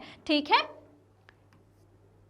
In test tube A, pass the air using syringe पिचकारी, this is the same air that you inhale. अब आपको क्या करना है, आपने जब सीरिंज ली या फिर पिचकारी ली तो उसको क्या किया, उसको जब आपने पीछे पुल करा और फिर वो जो एयर उसमें भर गई थी उसको क्या किया, आपने टेस्ट ट्यूब ए में डाल दिया। तो क्योंकि वो एनवायरनमेंट का एयर डायरेक्ट आपके जो है पिचकारी या फिर आपकी सीरिंज में आया है, तो वो क्या है, वो ही तो एयर है जो हम इनहेल कर रहे हैं, वो एनवायरनमेंट का ही एयर उसमें भी है और वही एनवायरनमेंट का एयर हम इनहेल भी करते हैं। तो ये वही एयर है जो हम क्या करते हैं, जो हम इनहेल कर रहे हैं। तो वो कौन सा वो किस चीज़ में रिच होना चाहिए, वो रिच होना चाहिए ऑक्सीजन में। और लाइम वाटर की क्या प्रॉपर्टी होती है स्टूडेंट्स, मैं आपको अलग अलग चैप्टर्स में बढ़ाते आई हूँ कि लाइम वाटर जो हमारा होता है वो क्या होता है, वो जो है हमारे कार्बन डाइऑक्साइड से के साथ मिलके जो है वो मिल्की टर्न हो जाता है। ठीक है, तो आपको क्या याद रखना है, लाइम वाटर क्या है, लाइम वाटर इस चूने का पानी। तो वो जो पानी है जब उसको हम कार्बन डाइऑक्साइड के साथ रिएक्ट करवाते हैं, जब उसमें कार्बन डाइऑक्साइड घुलने लगती है तो वो मिल्की वाइट टर्न होने लगता है। ठीक है, तो अगर हमारा जो पहला वाला टेस्ट ट्यूब है उसमें हमने जो है क्या करा, सीरिंज से जो है गैस पास करी, तो क्या वो मिल्की वाइट टर्न होगा, वो मिल्की वाइट टर्न नहीं होगा, क्योंकि सीरिंज में जो है वो एनवायरनमेंट की नॉर्मल गैस जो हम इनहेल करते हैं वो ही प्रेजेंट है।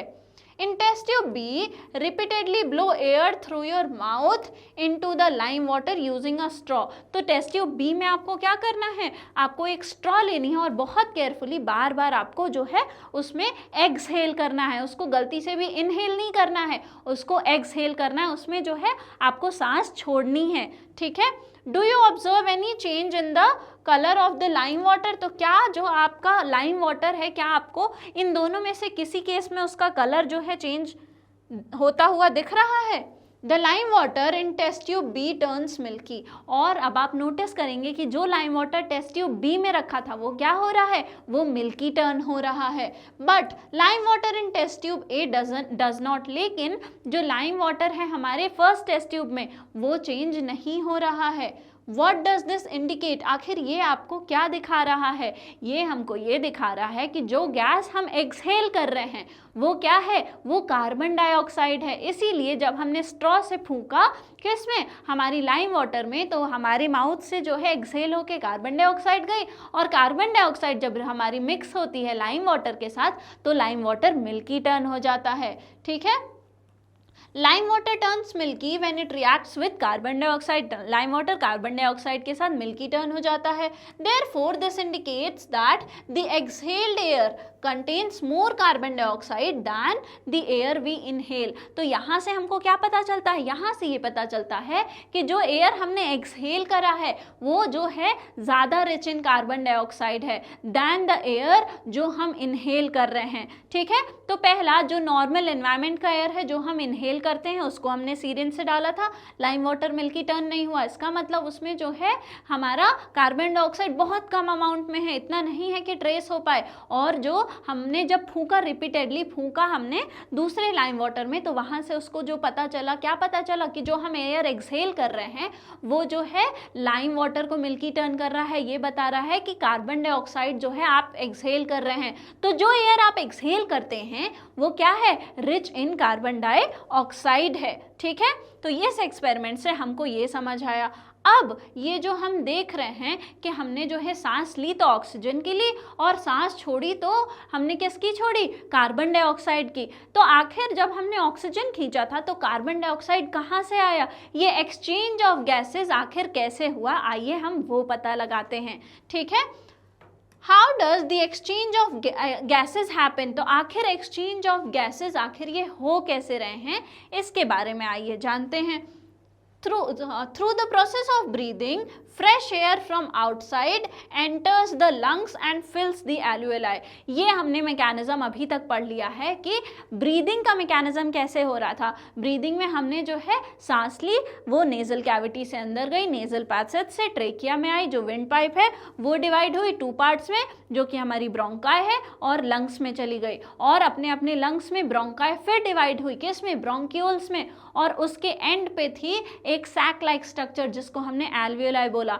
तो जब आप सांस ले रहे हैं तो क्या हो रहा है, बाहर की जो हवा है वो हमारे जो है नेजल पैसेज से, विंड पाइप से होते हुए कहाँ तक आ रही है, एल्वियोलाई में फिल हो रही है। ठीक है, अब जो एल्वियोलाई है उसके साथ क्या हो रहा है, the alveoli have thin walls surrounded by the fine tubes containing blood capillaries. ठीक है, अब जो हमारी एल्वियोलाई है, अब आपको थोड़ा और इमेजिनेशन को जो है अपने स्ट्रॉन्ग करना है कि हमारा जो लंग था, ठीक है, अगर ये हमारे लंग्स हैं, इसमें क्या आई थी, ये विंड पाइप से जो है हमारी एक ब्रांच आई थी, एक ब्रांच जो है दूसरे में चली गई थी।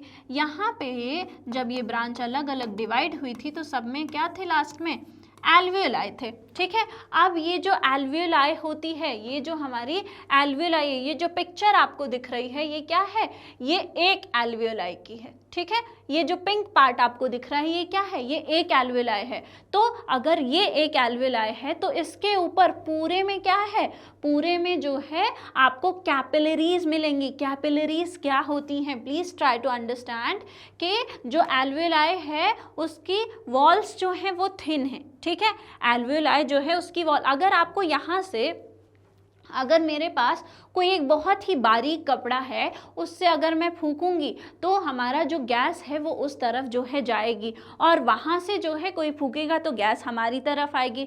इसी तरह से अगर जो हमारी एल्वियोलाइज है उसकी वॉल थिन होगी तो यहाँ से गैस का दूसरी तरफ जाना और दूसरी तरफ से गैस का इधर आना वो बहुत ईजी हो जाएगा। एक चीज़ ये, और उसकी जो हमारी एल्वियोलाई है उसकी वॉल थिन है। दूसरी चीज़, इसके चारों तरफ जो है पतली पतली बहुत ही फाइन वेसल्स हैं। ठीक है, बहुत ही फाइन जो है ट्यूब्स हैं जिसमें ब्लड फ्लो करता रहता है। अब हमारी पूरी बॉडी में जो है ब्लड की सप्लाई तो है, सबको ब्लड चाहिए, है ना। अब उस ब्लड से ऑक्सीजन जो है वो निकल के सब जगह जाता है। तो ऐसे ही जो है अगर सबके पास ब्लड सप्लाई है तो सबको ऑक्सीजन मिल रहा होगा। वैसे ही जो एल्वियोलाई होती है उसके ऊपर पूरी जो है ब्लड सप्लाई फैली होती है, उसके ऊपर पूरा जो है नेटवर्क फैला हुआ है, किसका, बहुत ही फाइन जो है ट्यूब्स का। और ये जो बहुत फाइन ट्यूब्स हैं ये क्या हैं, इनको हम कैपिलरीज कहते हैं। ठीक है,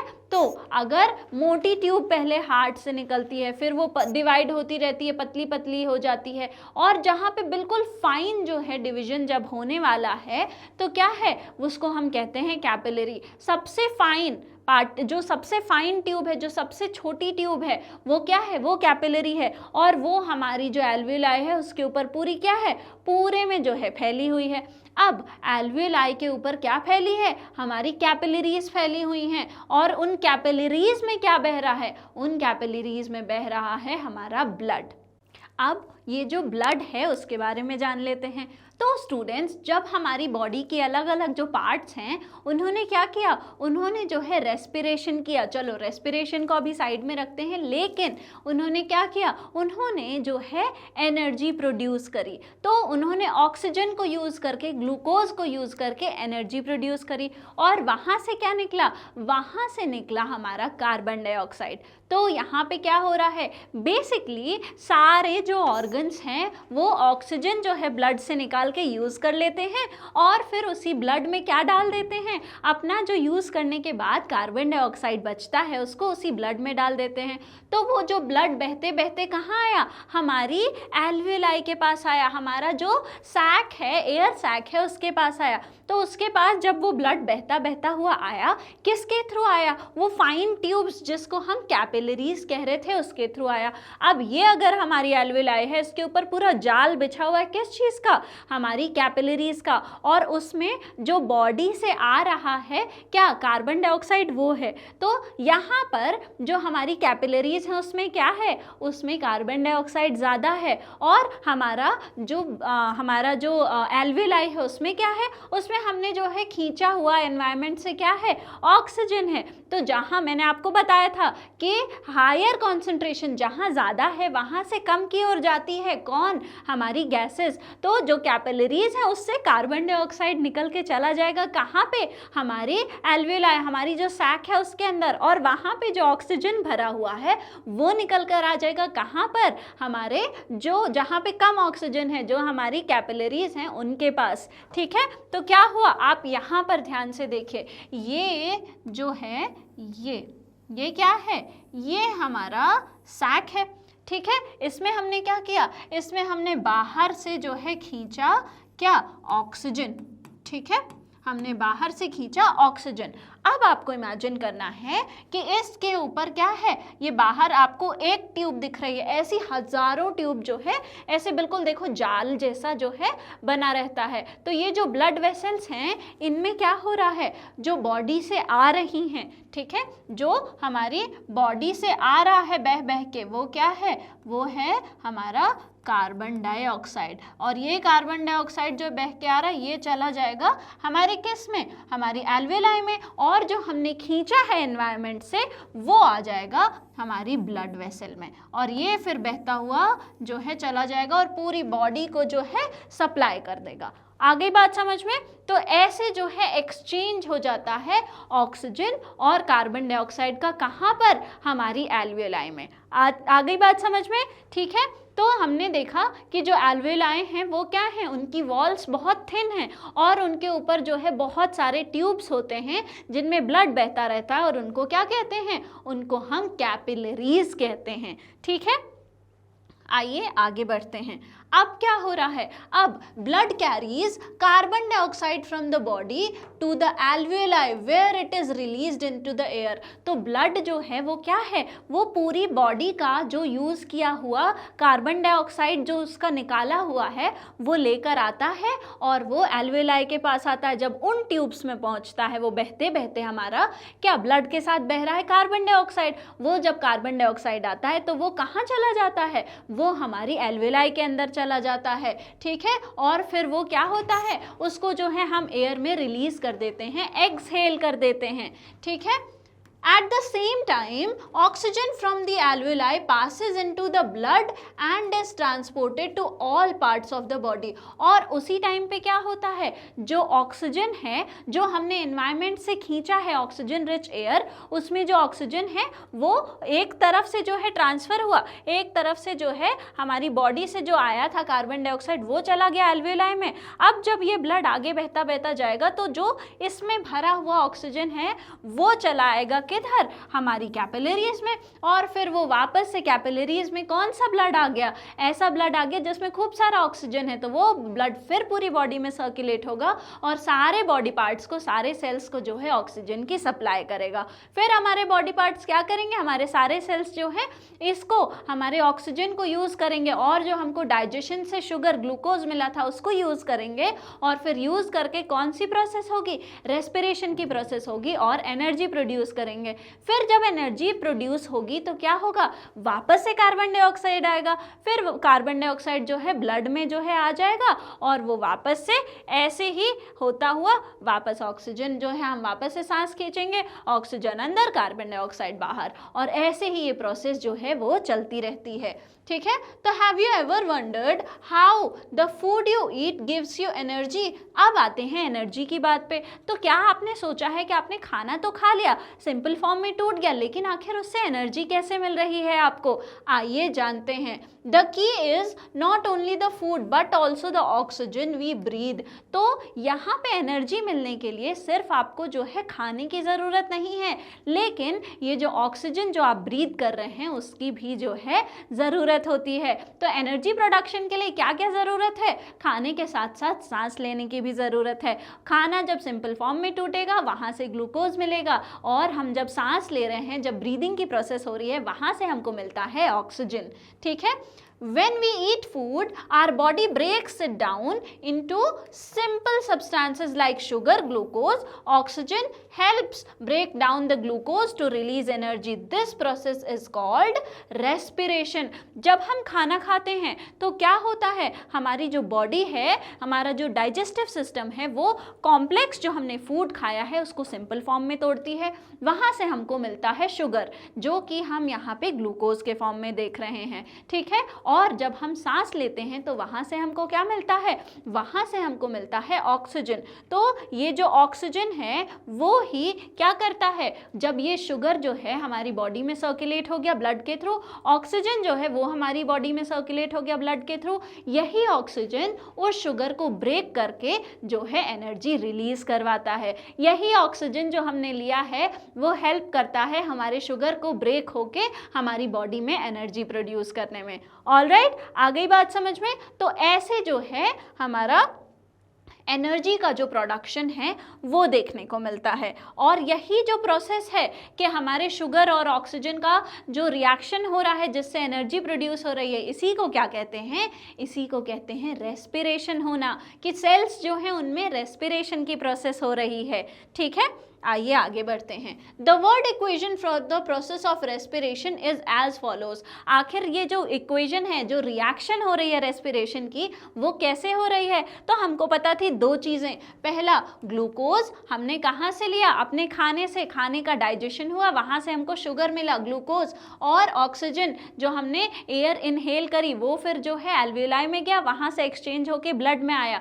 तो वो जो ग्लूकोज जो हमने खाने से लिया था और वो जो ऑक्सीजन है, ये जो ऑक्सीजन है उसने क्या किया, ग्लूकोज का ब्रेक डाउन करवाया, तो क्या बना, कार्बन डाइऑक्साइड बना। यही कार्बन डाइऑक्साइड वापस से किस में, ब्लड में आ जाता है, और यहाँ पे हमारे जो लंग्स में जो एल्वियोलाई है एक्सचेंज होके और फिर हम उसको ब्रीद आउट कर देते हैं और वाटर बना और उससे हमको एनर्जी मिली। ठीक है, तो क्या क्या बन रहा है, जब रिएक्शन हो रहा है ग्लूकोज और हमारे ऑक्सीजन का, जब ग्लूकोज और ऑक्सीजन जो है मिल रहे हैं, जब हमारा ऑक्सीजन ग्लूकोज को ब्रेक डाउन कर रहा है तो क्या क्या दे रहा है, हमको एनर्जी दे रहा है, वाटर दे रहा है, और कार्बन डाइऑक्साइड गैस भी रिलीज हो रही है। ठीक है, ड्यूरिंग ब्रीदिंग, जब ब्रीदिंग की प्रोसेस हम देखते हैं, हम क्या कर रहे हैं, इनहेल कर रहे हैं एयर सराउंडिंग से और एक्सहेल कर रहे हैं एयर जिसमें बहुत सारी कार्बन डाइऑक्साइड है। ठीक है, जब आप कंपेयर करेंगे इनहेल्ड एयर को और एक्सहेल्ड एयर को, जो सांस आपने बाहर छोड़ी है उसमें ज़्यादा कार्बन डाइऑक्साइड होता है एज कंपेयर टू जो हमने हवा जो है खींची थी जब हमने सांस ली थी। ठीक है, note that not all the oxygen is used up. अब हमको ये देखना है कि सारा जो ऑक्सीजन है वो यूज़ नहीं हो जाता है। ठीक है, हमारा जो सारा ऑक्सीजन है, जैसे अगर आपने जो है हमारा लंग्स है उसमें एल्वियोलाई हैं, उसमें आपने जो है अगर सांस खींची है तो उसकी सारी गैस जो है वो एक्सचेंज नहीं हो जाती है, थोड़ी सी वहाँ पर भी जो है बची रहती है। अब अगर नहीं बचेगी तो क्या होगा, सपोज ये आपका जो बलून है इसमें क्या हुआ, इसमें थोड़ी सी गैस जो है वो बची है तो इसका स्ट्रक्चर मेंटेन रहेगा। अगर ये पूरा खाली हो जाएगा, बिल्कुल ख़त्म हो जाएगा, यहाँ पे कुछ भी कोई गैस नहीं बचेगी तो क्या होगा, ये आपस में इसकी वॉल्स चिपक जाएंगी और कोलैप्स हो जाएगा। इसलिए जो है सारा जो हमारा ऑक्सीजन है वो यूज़ नहीं हो जाता है, सब जो है एक्सचेंज नहीं हो जाता है।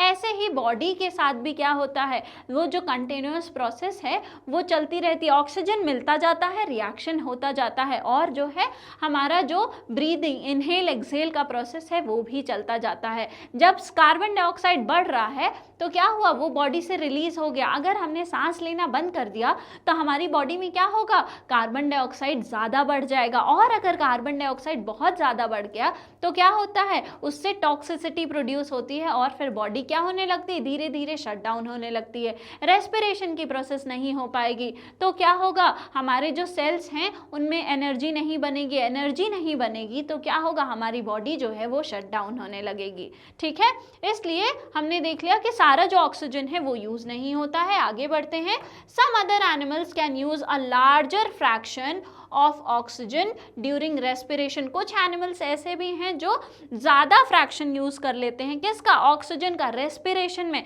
बहुत सारे एनिमल्स ऐसे हैं जिनको ज़्यादा रेस्पिरेशन की ज़्यादा जो है ज़रूरत लगती है, किसकी, ऑक्सीजन की, किस में, रेस्पिरेशन में। कुछ जो हमारा ऑक्सीजन है वो हमारी एल्वियोलाई को भी चाहिए, एल्वियोलाई भी तो सेल्स से ही बन के तैयार हुई है, एल्वियोलाई जो है वो भी तो सेल्स की ही बनी हुई है, टिश्यूज़ की बनी हुई है। कुछ जो ऑक्सीजन है वो उस एल्वियोलाई को भी लगती है, कुछ जो ऑक्सीजन है वो हमारे बाकी बॉडी पार्ट्स में जो है सर्कुलेट होता रहता है, और कुछ जो और एनिमल्स हैं उनमें क्या होता है, उनमें लार्जर फ्रैक्शन की रिक्वायरमेंट होती है ऑक्सीजन की रेस्पिरेशन के टाइम पे। ये जो एक्सचेंज ऑफ गैसेस है वो इंश्योर करता है कि हमारे बॉडी का हर जो पार्ट है, हमारी बॉडी का जो भी पार्ट है, सारे के सारे पार्ट्स को जो है ऑक्सीजन मिले और वो एनर्जी प्रोड्यूस करे और वेस्ट प्रोडक्ट्स को, जो कि हमारा कार्बन डाइऑक्साइड है, उसको बाहर निकाल दें। ठीक है, तो क्या इंश्योर कर रहा है, ये जो हमारा रेस्पिरेशन का प्रोसेस है ये इंश्योर कर रहा है कि हमारे सारे के सारे बॉडी पार्ट्स को क्या मिले, ऑक्सीजन मिले। ऑक्सीजन मिलेगा तो ग्लूकोज ब्रेक डाउन होके क्या देगा, एनर्जी देगा, और जब ग्लूकोज का ब्रेक डाउन होगा, जब एनर्जी मिलेगी तो क्या होगा, तो जब एनर्जी मिलेगी तो हमारा जो वेस्ट प्रोडक्ट है वो भी निकल जाएगा और हमारी बॉडी की फंक्शनिंग जो है वो बहुत अच्छे से हो पाएगी। ठीक है, तो वेस्ट प्रोडक्ट को भी, जो कि हमारा कार्बन डाइऑक्साइड है, उसको भी निकालना होता है। ठीक है, अगर सिंपल वर्ड्स में देखें तो क्या है, ब्रीदिंग जो है वो ऑक्सीजन हमारी बॉडी में ले आ रहा है और कार्बन डाइऑक्साइड को जो है बाहर निकाल रहा है। ठीक है, ये हो गया हमारा ब्रीदिंग। और रेस्पिरेशन क्या होता है, रेस्पिरेशन जो है उसमें ऑक्सीजन जो है यूज हो रहा है, ऑक्सीजन का जो है ब्रेक डाउन हो रहा है और एनर्जी जो है रिलीज हो रही है। ये डिफरेंस है। ब्रीदिंग में सिर्फ इतना हो रहा है कि हमारी बॉडी में ऑक्सीजन आ रहा है और कार्बन डाइऑक्साइड निकल जा रहा है, इनहेल एक्सहेल, ये हो गई ब्रीदिंग। लेकिन वो जो ऑक्सीजन आया, जब वो ग्लूकोज को तोड़ के एनर्जी बना रहा है, तब हम उसको कह रहे हैं कि वो जो है रेस्पिरेशन का प्रोसेस है। ठीक है, this energy helps us walk, run, play and even think. यही एनर्जी जो है जो हमारी डेली एक्टिविटीज को हमको परफॉर्म करने में हेल्प करती है। ठीक है, तो ब्रीदिंग क्या है, ब्रीदिंग देखेंगे आप एक फिजिकल प्रोसेस है। ब्रीदिंग में क्या हो रहा है, इनहेल और एक्सहेल हो रहा है। ये क्या है, एक फिजिकल प्रोसेस है, इसमें कोई भी केमिकल रिएक्शन नहीं हो रहा है। लेकिन आपका जो रेस्पिरेशन है वो क्या है, वो एक केमिकल प्रोसेस है। जो रेस्पिरेशन है वो क्या है, वो एक केमिकल प्रोसेस है जो कि हमारी बॉडी में हो रहा है। लेकिन ये दोनों ही प्रोसेस, ब्रीदिंग और रेस्पिरेशन, ये दोनों ही हमारे ह्यूमंस के सर्वाइवल के लिए बहुत ही ज़्यादा इंपॉर्टेंट होते हैं। ठीक है, our body has unique system for the transport of nutrients, oxygen and other substances, also waste removal. ठीक है, हमारे जो बॉडी है उसके पास ट्रांसपोर्ट करने का, ये जो न्यूट्रिएंट्स हमको मिले हैं, ये जो ऑक्सीजन हम ले रहे हैं, जो वेस्ट मटेरियल्स हैं, ये सारी जो चीज़ें हैं उसके ट्रांसपोर्टेशन के लिए एक अलग सिस्टम है जिसको हम कहते हैं सर्कुलेटरी सिस्टम। ठीक है, ये जो हमारा ब्लड, ये जो फ्लो कर रहा है, ये जो हमारा हार्ट है, ये जो पंप करता है, आपको जो हार्ट बीट सुनाई देती है, वो क्यों सुनाई देती है, क्योंकि हार्ट जो है वो ब्लड को पंप करके पूरी बॉडी में पहुंचा रहा है।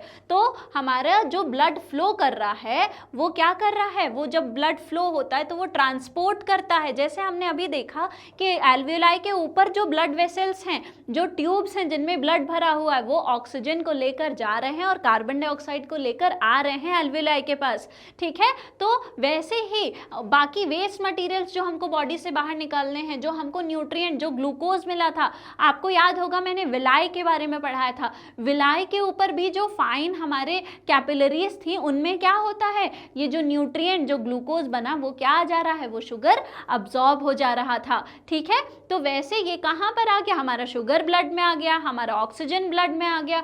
तो ये जो ट्रांसपोर्टेशन वाला सिस्टम है, जो हमारी बॉडी के पास ऐसा सिस्टम है जो ट्रांसपोर्ट कर रहा है न्यूट्रिएंट्स को, ऑक्सीजन को और भी सब्सटेंसेस को, इस सिस्टम को हम क्या कहते हैं, इस सिस्टम को हम सर्कुलेटरी सिस्टम कहते हैं।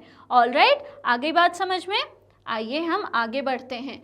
तो हमारा जो सर्कुलेटरी सिस्टम होता है, इसमें क्या क्या चीज़ें इंक्लूड होती हैं। हमारा जो सर्कुलेटरी सिस्टम है, अगर आप देखें तो कुछ ऐसा आपको जो है हार्ट देखने को मिलता है। ठीक है, हमारा जो हार्ट है वो कुछ ऐसा आपको देखने को मिलता है। ये एक रफ स्केच है।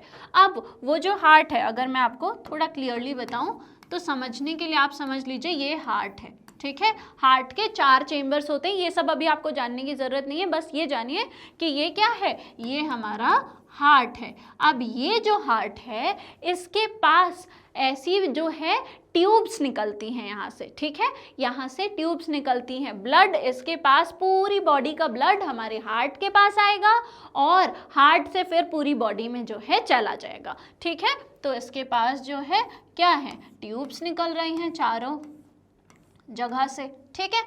कहाँ से, चारों जगह से जो है ट्यूब्स निकल रही हैं हमारे। इतना समझने की, हमको इसको लेके कंफ्यूज होने की बिल्कुल ज़रूरत नहीं, बस इतना याद रखना है कि हार्ट है और हार्ट क्या कर रहा है, पूरे शरीर का ब्लड जो है हार्ट के थ्रू होके हमारी पूरी शरीर में क्या हो रहा है, सर्कुलेट हो रहा है। तो क्या क्या है, हमारा हार्ट है जो हमारी ब्लड को पंप करके पूरी बॉडी में पहुंचा रहा है। उसमें ब्लड वेसल्स निकलती हैं, हमारी जो हार्ट है उससे क्या निकलता है, ब्लड वेसल निकलता है। और वो जो ब्लड वेसल है तो कुछ जो होगा वो क्या करेगा, या हार्ट से ब्लड वेसल निकला, ये जो ट्यूब निकला, ये क्या करेगा, ऑक्सीजन को लेके जाएगा कहाँ पर, हमारे सारी बॉडी पार्ट्स के पास। तो जो ट्यूब्स ऑक्सीजन को लेकर जाते हैं बॉडी पार्ट्स के पास, वो क्या कहलाते हैं, वो कहलाते हैं आर्टरीज, ठीक है। तो ब्लड ने ऑक्सीजन वाला ब्लड, हमारे हार्ट ने ऑक्सीजन वाला ब्लड जिन ट्यूब्स के थ्रू पूरी बॉडी में फैलाया, उसको क्या कहते हैं, उसको आर्टरी कहते हैं। और जब ये ऑक्सीजन हमारा यूज़ कर लिया बॉडी ने, तो क्या हुआ, कुछ ट्यूब्स जो है वो बिना ऑक्सीजन वाला ब्लड, ठीक है, जिसमें ऑक्सीजन को बॉडी ने यूज़ कर लिया है और जो है कार्बन डाइऑक्साइड उसमें छोड़ दिया है हमारी सेल्स ने, टिश्यूज़ ने, तो वो जो कार्बन डाइऑक्साइड वाला ब्लड है उसको जो है, जो ब्लड हमारे यहाँ पर लेकर आ रहे हैं, जो हमारे हार्ट के पास लेकर आ रहे हैं कि ये तो बिना ऑक्सीजन वाला ब्लड है, ये लो आप, तो वो जो बिना ऑक्सीजन वाला ब्लड जो हमारी ट्यूब्स हार्ट के पास लेकर आ रही हैं, उनको क्या कहते हैं, उनको हम कहते हैं वेन्स, ठीक है। और कैपिलरीज के बारे में मैंने आपको बता ही दिया कि अगर मान लीजिए कि ये हार्ट है या फिर मान लीजिए कि ये हमारा जो है आर्टरी है, ये कहाँ से आया, ये हार्ट से आया, इसके पास कैसा ब्लड है, इसके पास ऑक्सीजन वाला ब्लड है, और ये क्या है, ये हमारा बिना ऑक्सीजन वाला ब्लड है, इसमें जो है कार्बन डाइऑक्साइड फ्लो हो रहा है। और इसके बीच में आपको इमेजिन करना है कि यहाँ पे हमारा कोई ऑर्गन है, ठीक है।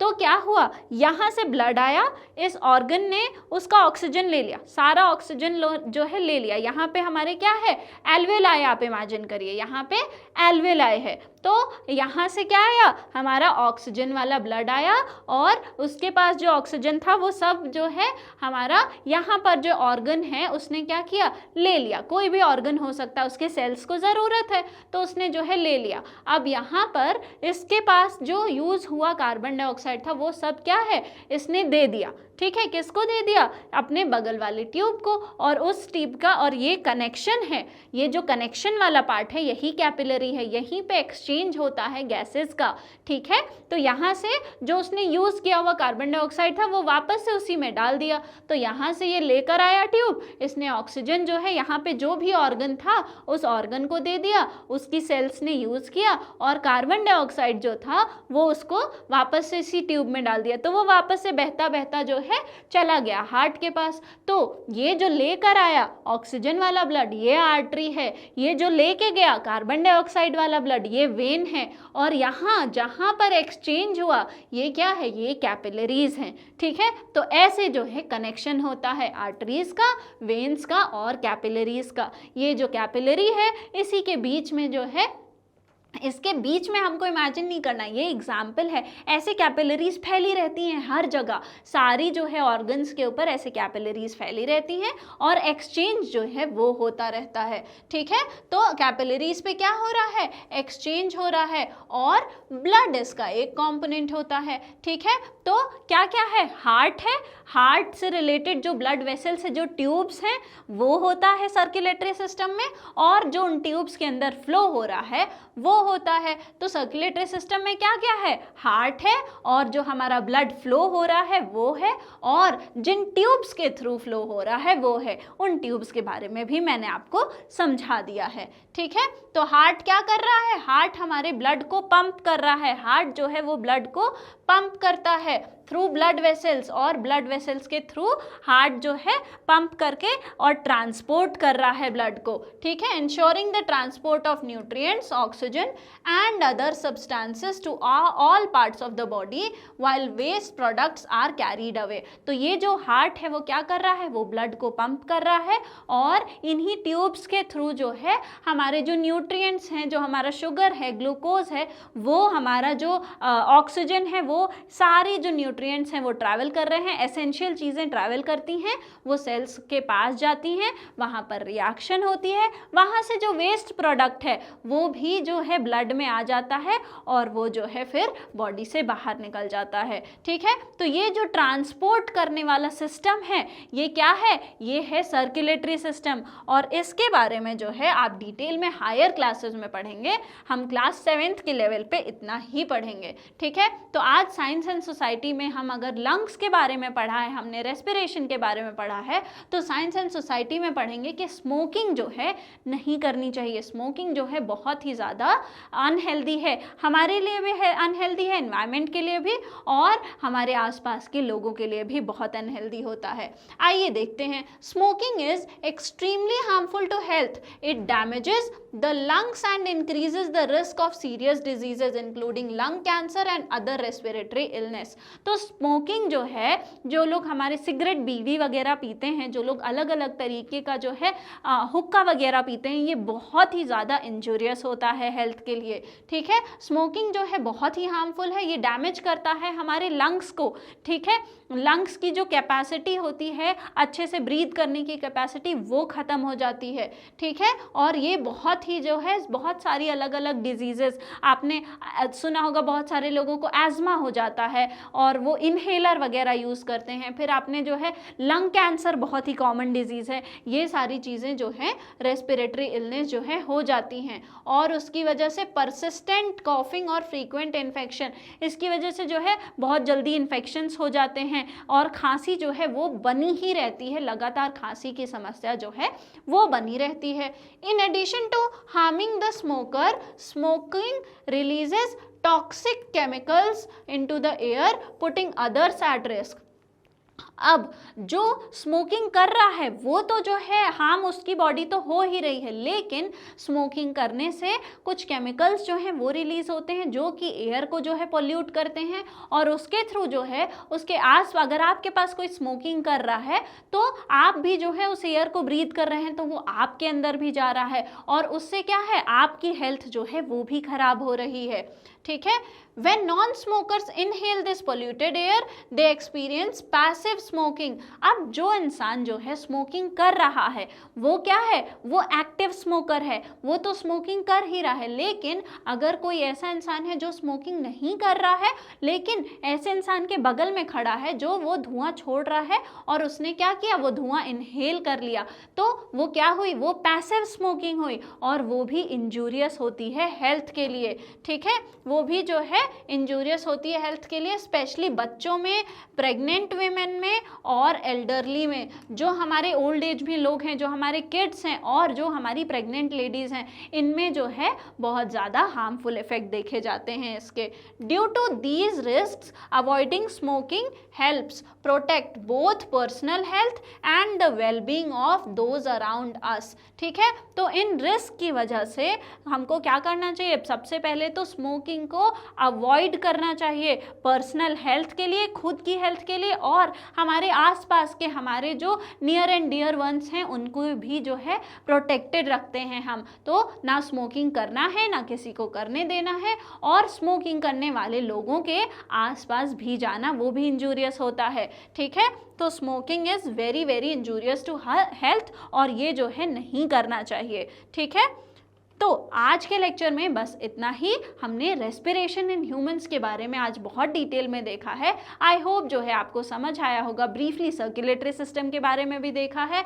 आई होप आज का लेक्चर आपको अच्छा लगा होगा, और अगर आपको हमारे और भी लेक्चर्स के वीडियोस देखने हैं तो वो बिल्कुल फ्री में अवेलेबल है हमारे मैग्नेट ब्रेन्स के यूट्यूब चैनल, हमारे मोबाइल एप्लीकेशन और हमारी वेबसाइट पर। साथ ही साथ हमारे ई नोट्स और ई बुक्स का लिंक आपको डिस्क्रिप्शन बॉक्स में मिल जाएगा, और हमारे जो अदर टॉप कोर्सेज हैं जो कि इंग्लिश और हिंदी हिंदी दोनों ही मीडियम में अवेलेबल हैं, चाहे सीबीएसई बोर्ड हो, Delhi board, Bihar board, UP board, MP board, Rajasthan board. वैदिक मैथ्स क्रैश कोर्स और स्पोकन इंग्लिश भी हाई क्वालिटी में अवेलेबल हैं।